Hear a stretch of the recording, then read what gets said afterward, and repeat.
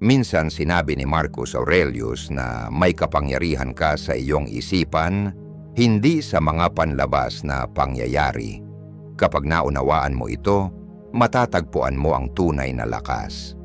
Sa isang mundong kung saan ang emosyon ay maaring maging parang magugulong alon, paano nga ba natin mahahanap ang ating sangga? Samahan mo kami sa pagtalakay sa 7 aral ng Stoic na naglalaman ng susi sa pagkakaroon ng kontrol sa iyong emosyon at pagharap sa mga unos ng buhay ng may hindi matitinag na paninindigan. Bago tayo magsimula, ikatutuwa ko kung ilalike mo ang video upang matulungan mo akong ipagpatuloy ang pagpapalaganap ng pilosopiyang Stoic. At kung hindi ka pa nakasubscribe, inirerekomenda kong mag-subscribe ka na at i-activate ang bell para wala kang ma-miss na video. Aral bilang 1. Unawain kung ano ang nasa iyong kontrol. Naranasan mo na bang maipit sa gitna ng isang bagyo? Hindi ang bagyong may ulan at kulog, kundi ang mga bagyo ng buhay, mga hindi inaasahang pangyayari, kabiguan o biglaang pagbabago.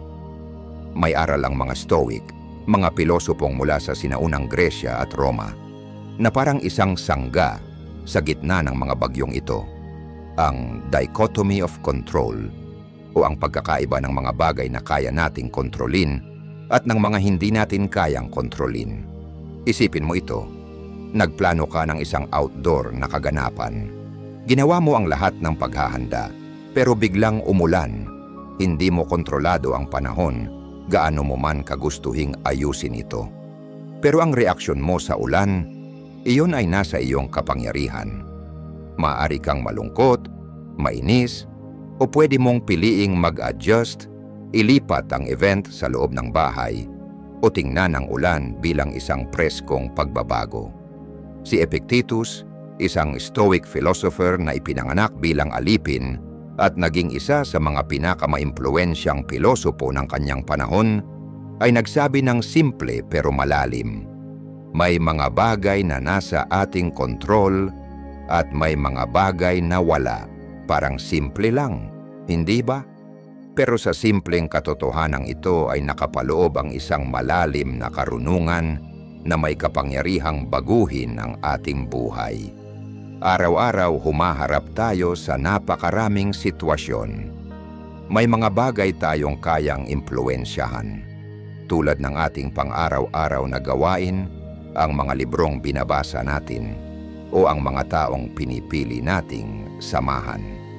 Ngunit marami rin ang lampas sa ating kapangyarihan, mga pangyayari sa buong mundo, kilos ng ibang tao, paglipas ng panahon, at pati na ang panahon mismo. Dito nagiging mas interesante ang pananaw ng mga Stoic. Naniniwala sila na ang ating kagalingan ay hindi nakadepende sa mga panlabas na pangyayari, kundi sa kung paano natin ito iniintindi at tinutugunan. Hindi ang mismong pangyayari ang nagpaparating ng emosyon, kundi ang ating paghatol dito. Balikan mo ang isang pagkakataon na ikaw ay nabigo. Siguro hindi mo nakuha ang trabahong gusto mo. Sa panahong iyon, parang sako na. Pero pagkalipas ng panahon, baka na-realize mong iyon pala'y isang nakatagong biyaya. Nagdala ito sa iyo ng mas mabuting oportunidad o personal na pag-unlad. Pero paano ba natin maisasabuhay ang prinsipyong ito? Simulan sa pamamagitan ng simpleng tanong, may kontrol ba ako rito? Kung oo, kumilos. Kung hindi, ito ay pagkakataon para magsanay ng pagtanggap at pagiging adaptable. Sa tunay na pag-unawa at paglalapat ng prinsipyong ito, mapapalaya natin ang ating sarili mula sa hindi kailangang pagdurusa. Maaari tayong maglayag sa buhay na may kapanatagan dahil alam nating kahit hindi natin kayang kontrolin ang ihip ng hangin, kaya naman nating ayusin ang ating layag. Sa isang mundong madalas ay magulo at walang kasiguraduhan, ang dichotomy of control ay nagsisilbing ilaw ng malinaw na pag-iisip. Ipinapaalala nito sa atin na ituon ang ating lakas sa kung saan ito tunay na mahalaga at tanggapin ng may kapayapaan na may mga bagay talagang lampas sa ating mga kamay. Aral bilang 2, magmuni-muni. Bago tumugon sa panahon ngayon ng digital na pamumuhay, kung saan ang pagiging mabilis ay laging pinapahalagahan, ang sining ng pagninilay ay tila isang relikya ng nakaraan. Ngunit sa katotohanan, ang mismong kakayahan nating huminto at mag-isip ay maaring maging ating kaligtasan sa isang mundong hinihingi ang agarang tugon. Isipin mo ang napakaraming pagkakataon kung saan kailangan nating magpasya, malalaki man o maliliit. Mula sa pagpili ng pagkain sa isang restoran hanggang sa pagdedesisyon sa tatahaking karera, napakalawak ng saklaw ng mga pagpipilian. Pero hindi lang ang laki ng mga desisyong ito ang mahalaga, kundi kung paano natin sila hinaharap. Tingnan natin ang isang karaniwang sitwasyon. Pagbabasa ng mensaheng nakakasakit ng damdamin. Maaring ito'y mula sa katrabaho na tila kinukwestiyon ang iyong trabaho o kaibigang nagbitaw ng biro na tila may laman. Ang natural na reaksyon ay madalas pagkairita o galit. Pero paano kung sa halip na agad sumabak sa agos ng emosyon, humakbang ka muna pabalik? Sa pagbibigay mo sa iyong sarili ng kaunting distansya, hindi mo pinipigilan ang iyong damdamin, kundi binibigyan mo sila ng puwang upang makahinga at maunawaan. Ang pagsasanay ng pagninilay ay hindi tungkol sa pagtanggap ng walang aksyon o sa pag-iwas. Ito ay aktibong pakikitungo sa ating mga iniisip at nararamdaman. Ito ay tungkol sa pagtatanong, bakit ako naapektuhan ng komentong ito? Anong paniniwala o karanasan sa nakaraan ang umaapekto sa nararamdaman ko ngayon? Ang reaksyon ko ba ay para sa kasalukuyang sitwasyon o dala ito ng mga bagahe ng nakaraan?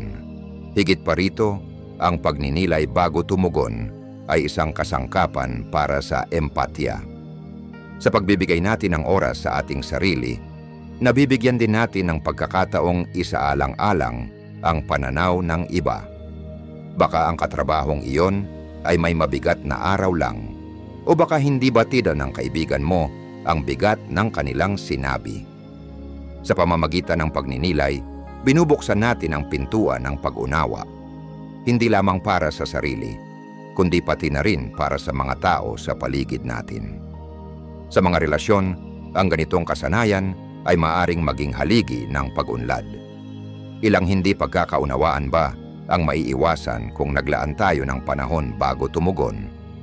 Ilang tulay ba ang maaring maitayo sa halip na masunog? Sa mga tahimik na sandaling ito ng pag-iisip, natatagpuan natin ang linaw, malasakit at koneksyon. Sa mga profesional na larangan, ang kakayahang huminto at magnilay ay napakahalaga. Ang mga lider na nagmumuni-muni bago magdesisyon ay kadalasang mas nirerespeto at epektibo. Nakikita sila bilang mahinahon, may timbang na pag-iisip at matalino. Ang kanilang mga desisyon, bunga ng malalim na pag-iisip, ay kadalasang tumatagal sa pagsubok ng panahon. Sa isang mundong tila tumatakbo sa bilis ng kidlat, ang pagninilay ay nagiging anyo ng tahimik, ngunit makapangyarihang rebelyon. Isang pahayag na hindi tayo magpapadala sa agos ng pagmamadali. Isa itong pangako sa ating sarili, sa ating kabutihan, at sa kalidad ng ating ugnayan sa mundo. Sa esensya, ang magmuni-muni bago tumugon ay higit pa sa isang gawain. Ito ay isang pilosopiya, isang paraan ng pamumuhay na nagbibigay halaga sa lalim higit sa lawak, pag-unawa higit sa bugso ng damdamin, at tunay na koneksyon higit sa panandaliang pakikisalamuha. Isa itong paglalakbay papaloob na may malalim na epekto palabas, na humuhubog hindi lamang sa ating mga tugon, kundi pati sa mismong kabuuan ng ating buhay. Aral bilang 3. Sanayin ang pagiging walang kinikilingan. Sa isang mundong madalas maramdaman na parang isang emosyonal na roller coaster, ang ideya ng pagsasanay sa pagiging walang kinikilingan ay maaaring tila hindi angkop. Pero kung susuriin natin ng mas malalim, mauunawaan natin ang tunay na kahulugan at ang makapangyarihang pagbabagong dala nito. Ang pagiging walang kinikilingan ay hindi tungkol sa pagpigil ng damdamin o pagiging walang pakialam sa mundo sa paligid natin. Ito ay tungkol sa paglinang ng balanseng pananaw, isang kalmadong estado sa gitna ng bagyo. Isipin mong kaya mong pagmasdan ang mga pangyayari, sitwasyon, at maging ang sarili mong emosyon nang hindi ka tinatangay ng mga ito. Balikan ang huling pagkakataon na nanood ka ng isang kapanapanabik na pelikula. May mga sandaling puno ng tensyon, kasiyahan o kalungkutan. Habang nakikibahagi ka sa kwento, alam mong bahagi ng sarili mo ang laging mulat na ito ay isang pelikula lamang.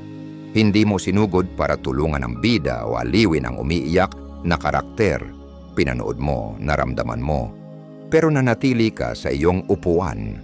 Ito ang esensya ng pagsasanay sa pagiging walang kinikilingan, ang pagiging lubos na nakikilahok sa buhay, nararamdaman ang iba't ibang emosyon, ngunit alam kung kailan mananatiling nakaupo sa teatro ng iyong isipan, nag-oobserba ng hindi nalulunod sa drama. Ang ganitong diskarte ay nagiging mahalaga sa ating modernong panahon ng labis na impormasyon. Araw-araw binabaha tayo ng balita, update at notifikasyon. Kung magre-reaksyon tayo ng may bugso ng damdamin sa bawat impormasyon, tayo'y mauubos at mapapagod. Ang pagiging walang kinikilingan ay nagbibigay ng buffer, isang paraan upang makibahagi sa mundo ng may mas balanse at mas matatag na pamamaraan. May mahalagang papel din ang pagiging walang kinikilingan sa mga relasyon. Lahat tayo'y nakaranas na ng mga pagkakataong uminit ang mga pag-uusap o nagkaroon ng di pagkakaunawaan. Sa mga ganitong sandali, ang pagsasanay sa pagiging walang kinikilingan ang maaaring maging kaibhan sa pagitan ng produktibong diskusyon at mapanirang argumento. Binibigyan tayo nito ng kakayahang makinig ng mas mabuti, tumugon ng maayos sa halip na mag-react at mag-navigate sa mga salungatan ng may pang-unawa at biyaya. Ang paglinang ng pagiging walang kinikilingan ay nagsisimula sa kamalayan sa sarili. Ang regular na pagsisiyasat sa ating emosyonal na estado, ang pagkilala sa ating mga trigger, at ang pag-unawa sa ating mga pattern ay lumilikha ng puwang sa pagitan ng stimulus at tugon. Sa puwang na iyon naroroon ang kalayaang piliin ng ating reaksyon, kumilos ng may intensyon, hindi bugso ng damdamin. At bagamat ang pagiging walang kinikilingan ay tila paglayo mula sa mga kagalakan at kasiyahan ng buhay, ito'y sa katunayan nagpapalalim pa ng mga ito. Sa pamamagitan ng hindi pagiging labis na nakatali sa mga resulta, maaari nating lubusang malasap ang bawat sandali ng walang takot sa pagkawala o pagbabago. Ang pagsasanay sa pagiging walang kinikilingan ay tungkol sa paghahanap ng balanse sa mundong patuloy na nagbabago.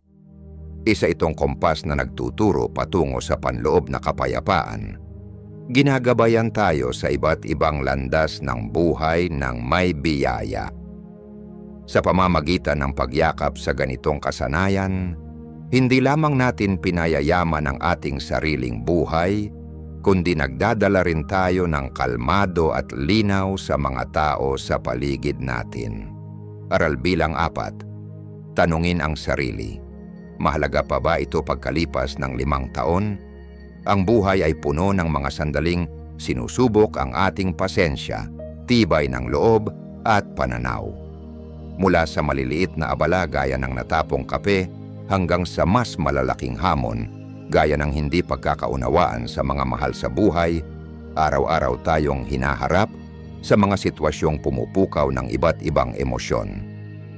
Sa init ng sandali, madali tayong matangay ng bugso ng damdamin. Isang hindi naabot na deadline, isang mapanuring komento, o isang nakalimutang anibersaryo. Lahat ito'y maaaring maramdaman na parang katapusan ng mundo. Ngunit may isang makapangyarihang tanong na maaring magbago ng ating pananaw at maghatid ng linaw.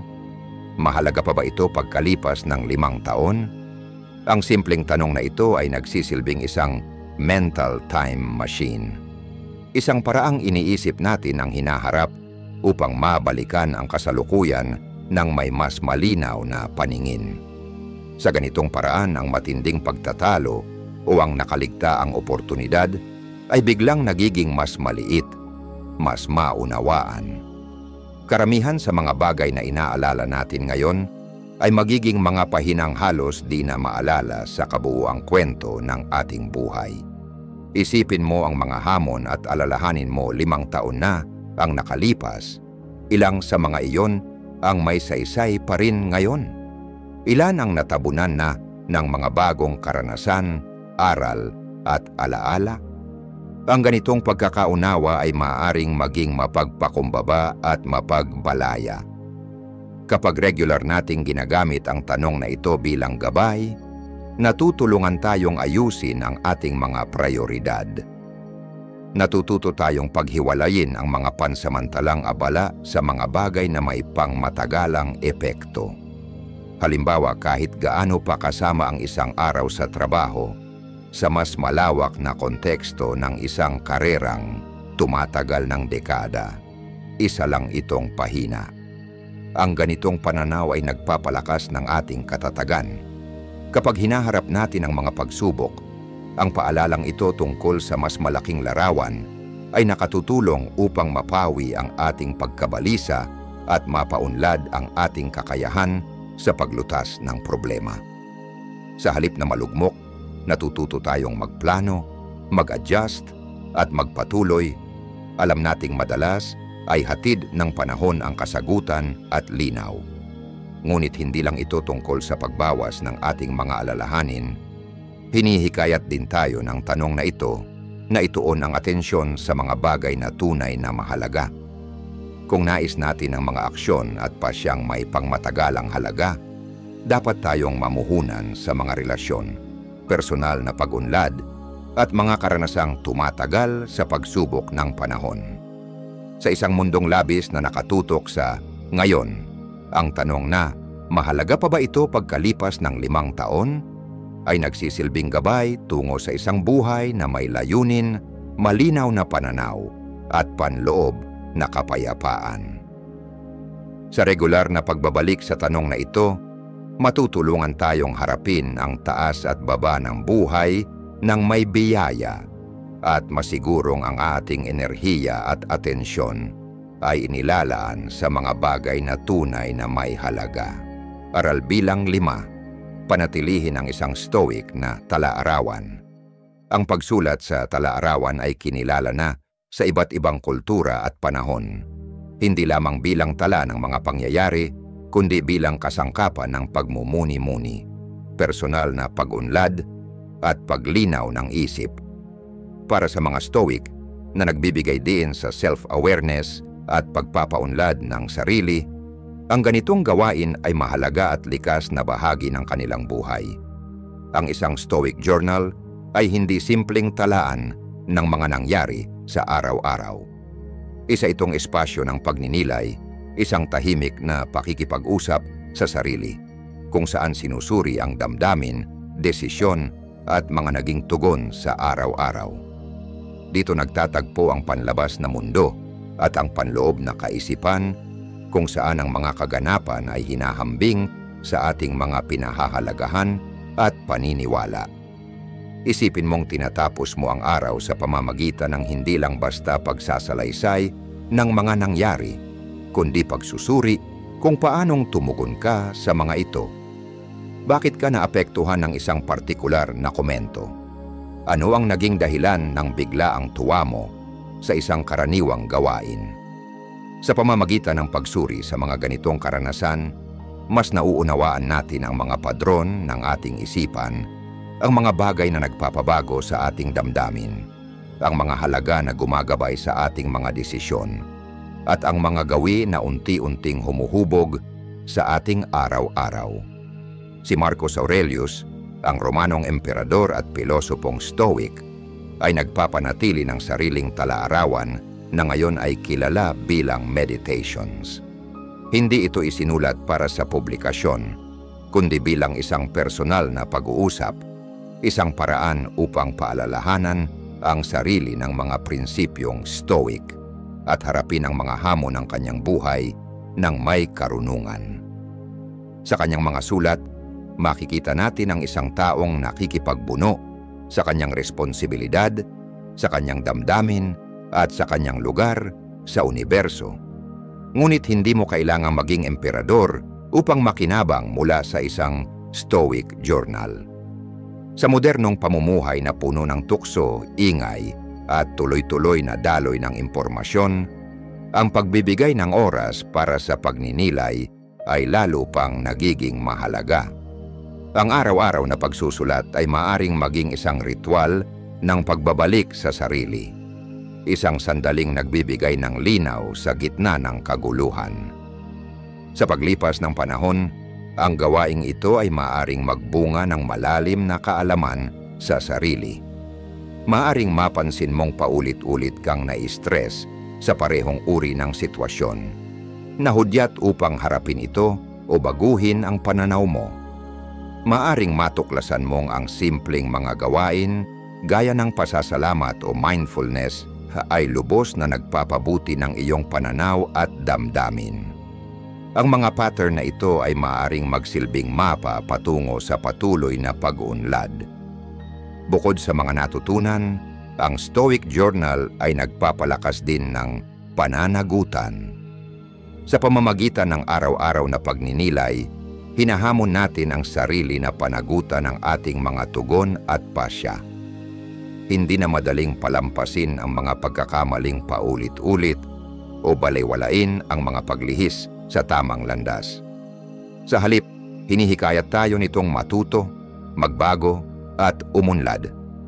Sa kabuuan, ang pagpapanatili ng isang Stoic journal ay katulad ng pagkakaroon ng isang matalinong kaibigang hindi mapanghusga, laging handang makinig, magnilay, at gumabay. Isa itong pangako sa sariling pag-unlad, sa mas malalim na pagkaunawa sa sarili, at sa pamumuhay ng nakaayon sa ating mga pinahahalagahan at prinsipyo. Aral bilang 6. Tignan ang mga balakid bilang mga oportunidad. Puno ang mundo ng mga hamon, mula sa personal na kabiguan hanggang sa malawakang kaguluhan. Ang mga balakid ay likas na bahagi ng karanasang pantao. Ngunit paano kung, sa halip na ituring ang mga ito bilang pabigat, makita natin ang mga ito bilang nakatagong oportunidad? Ang mga Stoic ay may makapangyarihang pananaw ukol sa pagsubok. Bagamat hindi natin laging kontrolado ang mga pangyayaring dumarating sa atin, kontrolado natin ang ating pagpapakahulugan at tugon sa mga ito. Ang pagbabagong ito sa pananaw ang siyang nagiging susi upang ang mga hamon ay maging aral at hakbang tungo sa pag-unlad. Isang tanyag na pahayag mula kay Marcus Aurelius, isang Stoic na pilosopo at emperador, ang mahusay na nagsasaad ng ideyang ito. Ang hadlang sa pagkilos ay siyang nagpapasulong sa pagkilos. Ang humahadlang sa daan ay nagiging daan. Ang ibig sabihin nito, bawat balakid, bawat hamon ay maaaring magtulak sa atin pasulong kung pipiliin nating makita ito bilang pagkakataon upang lumago. Isipin mo ang isang ilog na hinarangan ng isang malaking bato. Sa halip na tumigil, natututo ang ilog na humanap ng ibang daan. Maaari nitong palambutin ang bato sa paglipas ng panahon o kaya'y humukay ng bagong landas. Ang batong tila hadlang ay naging daan ng pagbabago at sa huli binago ang direksyon ng ilog. Ganyan din sa ating buhay. Ang mga pagsubok ay maaring humubog ng bagong landas na hindi natin inaasahan. Halimbawa, ang pagkawala ng trabaho na noong unay tila isang trahedya ay maaring maging daan upang tuklasin ang bagong karera, matuto ng bagong kasanayan, o simulan ang sariling negosyo. Ang isang nasirang relasyon ay maaaring maging hudyat ng mas malalim na pag-unawa sa sarili at paghahanda para sa mas makahulugang koneksyon sa hinaharap. Ang pananaw na ito ng mga Stoic ay nagdudulot din ng katatagan. Kapag natutunan nating tignan ang mga pagsubok bilang oportunidad, mas nagiging bukas tayo sa pagbabago at mas handang harapin ang hirap. Sa halip na itanong ang bakit nangyayari ito sa akin, natututo tayong magtanong ng ano ang matututuhan ko mula rito. Paano ako mahuhubog ng karanasang ito para sa ikabubuti ko? Hindi ito nangangahulugan na dapat nating hanapin ang problema o baliwalain ang tunay na hirap. Sa halip, ito'y paalala na sa bawat pagsubok ay may taglay na potensyal, isang binhi ng oportunidad. Sa pamamagitan ng positibong pananaw, pagtitiyaga at matibay na loob, ang mga balakid ay maaari nating gawing mga tuntungan patungo sa paglago, karunungan at kaganapan sa buhay. Aral bilang 7. Sanayin ang sarili sa pasasalamat. Sa malawak na hanay ng damdaming pantao, namumukod tangi ang pasasalamat bilang ginintuang sinulid na humahabi ng mga sandali ng kagalakan, kasiyahan at mas malalim na pananaw sa ating buhay. Bagamat maaring kusang lumitaw ang damdaming ito, naniniwala ang mga Stoic na ang pasasalamat ay dapat isinasagawa ng may layunin, isang araw-araw na ritual upang manatili tayong nakaangkla sa kasalukuyan at mapahalagahan ang mga biyayang taglay na natin. Ang pasasalamat ay higit pa sa simpleng pagsasabi ng salamat. Isa itong malalim na pagkilala sa napakaraming puwersa, sandali, at taong nagpapayaman sa ating buhay. Isa itong pagsasaisip ng kagandahan sa karaniwan, mga aral sa gitna ng pagsubok, at ang panandalian ng bawat karanasan na lalo pang nagbibigay halaga sa bawat isa. Si Seneca, isang kilalang Stoic na pilosopo, ay minsang nagsabi, "Ang tunay na kaligayahan ay ang tamasahin ng kasalukuyan ng walang pag-aalala sa hinaharap." Sa linyang ito, masasalamin natin ang diwa ng pasasalamat, ang pagiging ganap na narito sa ngayon, ang pagpapahalaga sa bawat sandali, bawat karanasan, at bawat pakikipag-ugnayan. Isipin ang mga simpleng ligayang madalas nating binabaliwala, ang init ng araw sa malamig na umaga, ang tunog ng halakhak, ang pagkaing pinagsaluhan kasama ang mahal sa buhay, o ang mismong hiningang nagbibigay buhay. Sa pagtigil upang kilalanin at pahalagahan ang mga munting bagay na ito, lalo pa nating pinagyayaman ang kahulugan ng ating buhay. Ang pagsasanay ng pasasalamat ay nagsisilbing panimbang sa natural na hilig ng tao na ituon ng pansin sa kakulangan, sa mga bagay na hindi natamo o sa mga alalahanin sa hinaharap. Sa halip na ituon ang atensyon sa wala pa, inililipat natin ito sa kung ano ang mayroon tayo. Sa ganitong paraan, pinapalaganap natin ang kasiyahan, nababawasan ang inggit at sama ng loob, at pinapalakas ang ating kabuuang kalusugang emosyonal at mental. Maaring itanong, paano ito maisasagawa? Kasing simple ito ng pagsisimula o pagtatapos ng araw sa pamamagitan ng paglista ng 3 bagay na ipinagpapasalamat mo. Sa paglipas ng panahon, ang simpleng gawin na ito ay maaaring baguhin ang pananaw mo sa buhay, gagawin kang mas bukas sa mga biyaya at mas matatag sa harap ng mga pagsubok. Bukod pa rito, pinatatatag ng pasasalamat ang ating mga relasyon. Sa tuwing ipinapahayag natin ang pagpapahalaga sa kabutihan, suporta o pagmamahal na ibinibigay ng iba, pinapalalim natin ang ugnayan, pinapalaganap ang respeto, at lumilikha ng isang positibong siklo ng malasakit at pagmamahalan. Sa isang mundong madalas nakatuon sa mas maraming ari-arian, tagumpay at kagustuhan, ang pasasalamat ay isang banayad, ngunit makapangyarihang paalala ng kasaganaan na mayroon na tayo. Isa itong paanyaya na ipagdiwang ang kasalukuyan, yakapin ang buhay ng buong puso, at tahakin ang landas ng pag-iral na may pusong puno ng pasasalamat. Sa pagtatapos ng araw at sa paglubog ng araw ng isa na namang yugto ng ating paglalakbay, naiiwan sa atin ang mga alingawngaw ng sinaunang karunungan sa gitna ng makabagong mundo. Paano mo gagamitin ang mga aral ng Stoicism upang hubugin ang iyong kinabukasan? Inaasahan naming marinig ang iyong saloobin at karanasan. Ibahagi mo sa amin ang iyong pananaw sa mga komento at sama-sama tayong magpatuloy sa landas ng pag-unawa sa sarili. Inaasahan kong nagustuhan mo ang bidyong ito at taos-puso akong nagpapasalamat sa iyong pagsama sa amin. Hanggang sa muli, manatiling mausisa, manatiling matatag, at huwag kailanman tumigil sa paghahanap ng karunungan.